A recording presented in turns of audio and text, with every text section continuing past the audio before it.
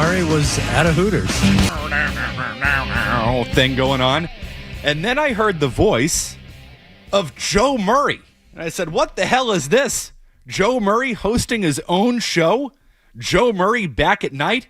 Wow, I mean, it's like the world is healing and everything's back to normal. And then I realized, wait a minute. Hey, Jackass, you're in tomorrow. You're doing that thing tomorrow. So no Joe tonight. You get McCarthy.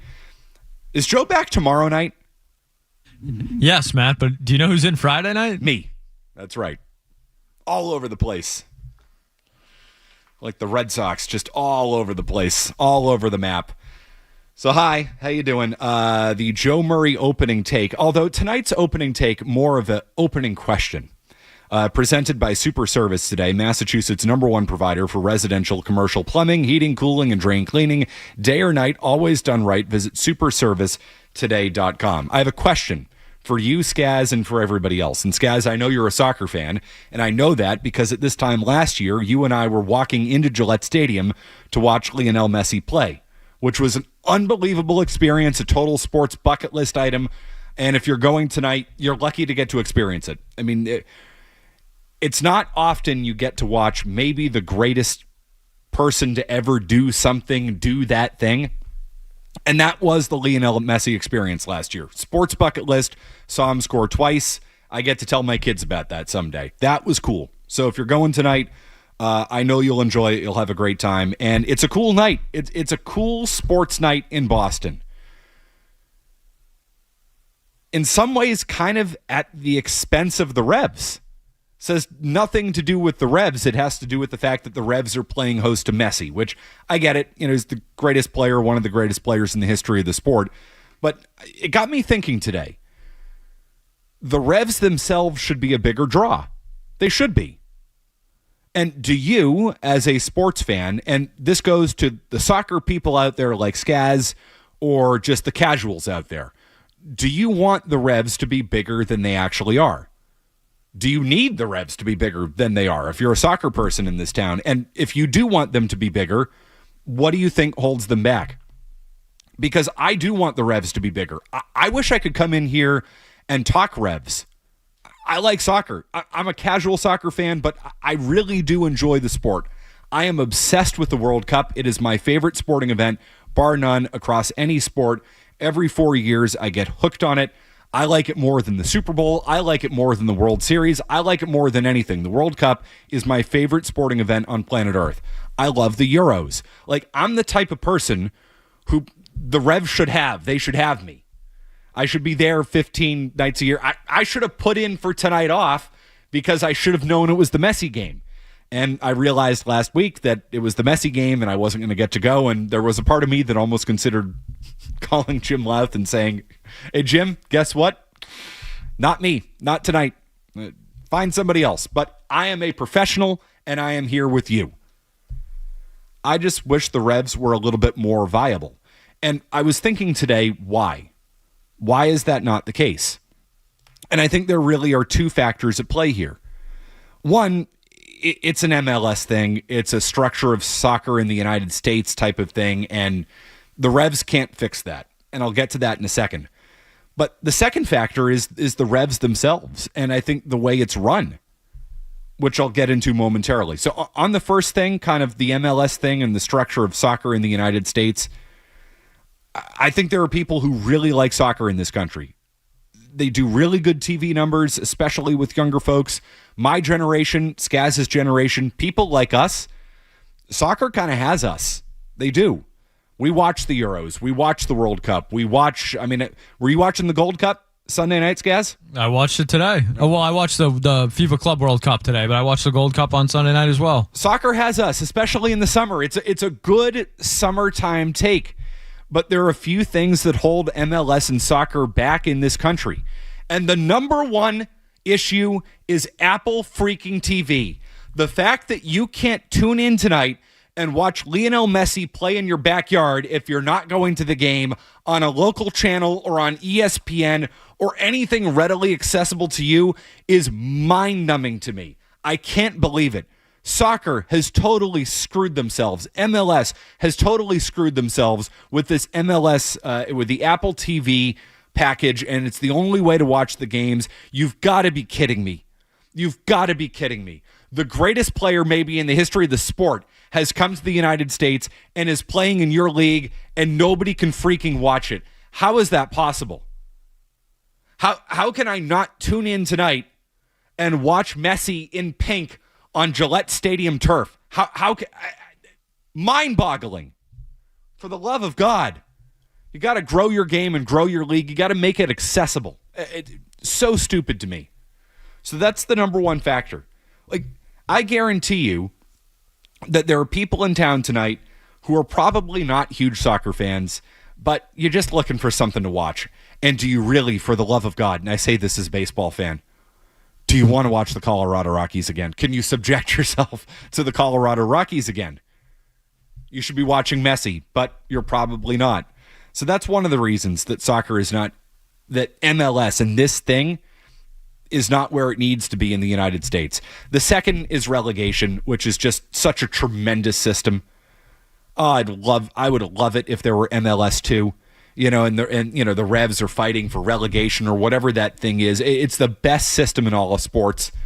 I wish baseball had relegation. Zolak and Bertrand were fixing sports a few weeks ago, and they were saying, which teams are we going to remove? Yeah, remove 10 teams in Major League Baseball, and then, do MLB 1 and MLB 2. Relegate teams. Sox would have a few less wins over the last 2 weeks, I think, if that was the case. Yep. Relegate, I don't know, eliminate 8 teams, 6 teams go to MLB 2, and there you go. A 16-team Major League Baseball. That'd be great. Be tremendous. No relegation. That's an issue. But perhaps one of the biggest issues, and the third issue before we get into, I think, the Revs factors in all of this, is that the best players don't play here. Except for this guy. And you can't watch him. But that's something soccer can't truly fix.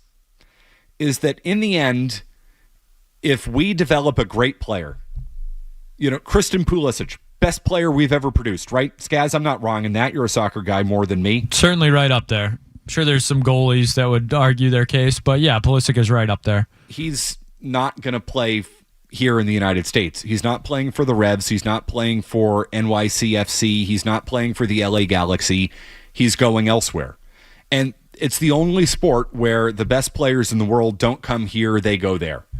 And I think that's a hard thing for a U.S. fan, like a casual sports fan in the United States, to understand. Like, it is so, everything here is so provincial, especially in Boston. Everything is provincial. You root for the Red Sox because they're your local team. And the Red Sox theoretically should be one of the best teams in baseball because, well, they're the Boston Red Sox. It's a big market. They're historic, all that. The Bruins, the Patriots, you name it. That doesn't exist here with the Revs, and that, through no fault of their own, does hold the Revs back. Because the Revs have developed really good players. Clint Dempsey, Taylor Twellman, Tejan Buchanan a few years ago. Good, solid, strong international players. They've got this kid, Peyton Miller, who's like 17, Skaz, right? Defender, who PSG is looking at. I think Joe Murray talked to him recently. They're a feeder program. And that they can't control because that's just the state of it, is the best players are always going to go play in the Prem or La Liga or Serie A, and that's just the way it is. And MLS has gotten better, but it's not where it needs to be. And one of the reasons it's not where it needs to be is because of relegation, and one of the reasons it's not where it needs to be is because nobody can watch the effing games. But MLS has done one thing really, really well. They have turned themselves into a league where the best players in the world come when they're on their last legs. And the thing about Messi is he actually still has a lot to give. I mean, this guy won a World Cup a couple of years ago, and he was a key part of that. So the fact that Messi is here playing when he is not a complete and total shell of himself and is still a really good player is really good. But this is where the Revs have fallen short themselves. MLS has brought over guys for now 15 years, going on 20, back to Beckham in like 07 or 08. They have become the place where players go to retire. But they still have a little something left. Big names where people like me who follow European soccer and get really into the World Cup can say, wow, that guy's coming here tonight. Or that guy went to this team. Beckham, Henry, Kaká, Chicharito, Drogba's been here. Wayne Rooney, David Villa, Zlatan's been here. Like, those are just a couple guys I can rattle off the top of my head, and I know I'm missing more because in the end, I'm a casual soccer fan more than anything. Of all those guys I just listed, how many of them have suited up for the New England Revolution? Not one. And that is on the Revs. And that's on ownership. Why hasn't that happened here? Why did Wayne Rooney go to play for DC United instead of the Revs? Why did Henry go to wherever he went? Was he the Red Bulls? Yeah, he was in New York. Okay. Big time player. I mean, it's maybe not a fair comparison, but Ronaldo's playing in the Saudi League. Yeah, they're paying him $1 billion. Correct. But the point being, Skaz, is that's what soccer has become. There are a number of leagues now, and MLS is kind of chief among them, when big-time European stars who you see in the World Cup, you see in the Euros, they are the biggest stars in the soccer world. When they get to their mid and late 30s, they want to go somewhere to retire. And they want to go make some money somewhere because that's what it all is. It's a money grab. Why was Beckham here? Money. Why did Kaká come here? Money. Why did Messi come here? Money. Why did Ronaldo go to Saudi Arabia? Money. Money, money, money, money, money talks. Why have the Crafts never let their money talk and bring a big-time European soccer star here? Why has that not happened? That's on them. For everything that you could say is wrong with MLS and, you know, the reason that this game isn't on TV and some of the problem and why MLS will never be the Premier League, because it never will be. Those things all exist, and you can't control that.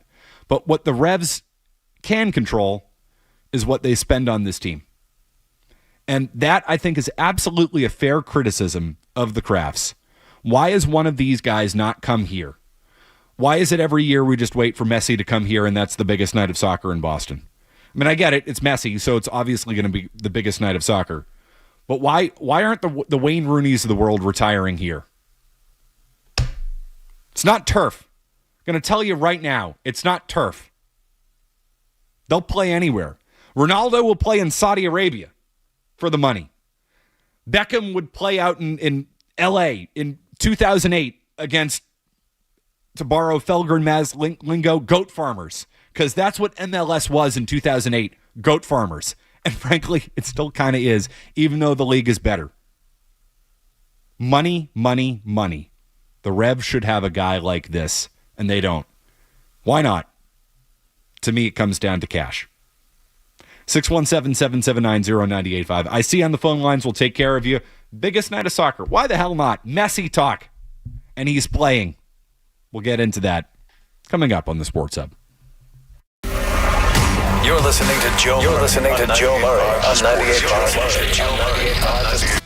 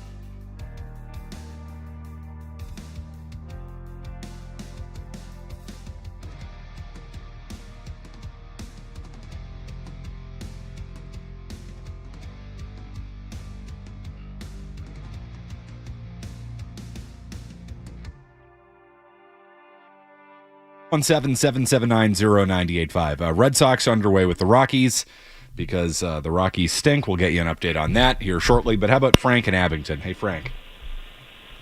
Hello. Hello. Yeah, I'm here. I'm over 60, and I go back to the T-men. And for today, I didn't want to spend $175 to go down and watch Messi. So I've been calling probably 15 bars, sports bars, to try to watch the game, where me and 5 guys will go down and spend $250 on beer. Nobody has the game. Not only do you have to have Apple, you have to have a special app to watch this game. It's absolutely disgusting. Thanks, guys. What a joke. This should be the biggest night in Boston soccer leading up until the World Cup, right? I mean, there is not going to be a moment like this until next summer when Gillette Stadium hosts 7 games in the World Cup. And you can't watch it? You go down to Cagney's or wherever you're going tonight and they're not going to have the game on because it's Apple TV? Not that, and by the way, I'm not blaming any bar out there for it, period. It's MLS not understanding their market, their draw, and how to grow the game and grow the sport. If MLS were serious about growing the sport, this game would be accessible. This game would be on Channel 4 tonight, and I love Jeopardy. I do. But Jeopardy can go to UPN 38. And yes, I'm that old, I just called it UPN 38. It's automatic. You can't go to a sports bar and watch this thing. What a joke. Thank God we have Brad Feldman and Charlie Davies on the call tonight. So you'll get, it's a radio-specific call, which is good. It's not a simulcast, so they will be calling the game for radio. They will be calling Messi, who's in the starting lineup. But you can't watch? Here I was all pissed off that we weren't going to be able to watch. But Skaz back there in your pink Messi shirt. Look at that. Yeah, some pink font. Why not? Dressed for the occasion. It's a sharp color. And if you don't think this doesn't matter to kids and to younger people, it does. Oh, it was almost, 60% kids, 70% kids last year. Kids love soccer. I think, guys, our generation really likes soccer. Kids love soccer. I can base this on the kids in my life. You know how many? So 2 kids in my life. Both of them wanted Messi jerseys last year for their birthday and Christmas. Not Argentina. Inter Miami, that pink, that Messi thing, it works. A grown-ass James Scaramazino back there with Messi font and pink. It's a black shirt. He loves that thing. Love it. He's my favorite athlete of all time. Of all time. He's on that level. He's the greatest player maybe in the history of the sport. And you can't turn on your TV and find it tonight? What a problem. What an issue. Thank God we have the radio broadcast of it, but that's not good enough for the sport. It's not. It's not good enough for MLS. And for the Revs, that's not good. You tune in to watch Messi. What if this Peyton Miller, right? Defender? What if he has a good night against Messi? Man City's going to be calling. PSG is going to be calling. And you want to be able to sell that to your fans. And this is not the Revs. The Revs didn't have anything to do with this. That's MLS and Apple TV who have cut a deal on this thing. Where you can blame the Revs is the fact that they don't have, so Suarez plays for Miami too, right? The fact that they don't have their version of Suarez. Nobody has Messi. Messi is on a different level. But why did the Revs not have their version of Luis Suarez playing Messi tonight? That's on ownership. That's on the Crafts. And that, I think, whether you're a soccer fan or a casual soccer fan or maybe some...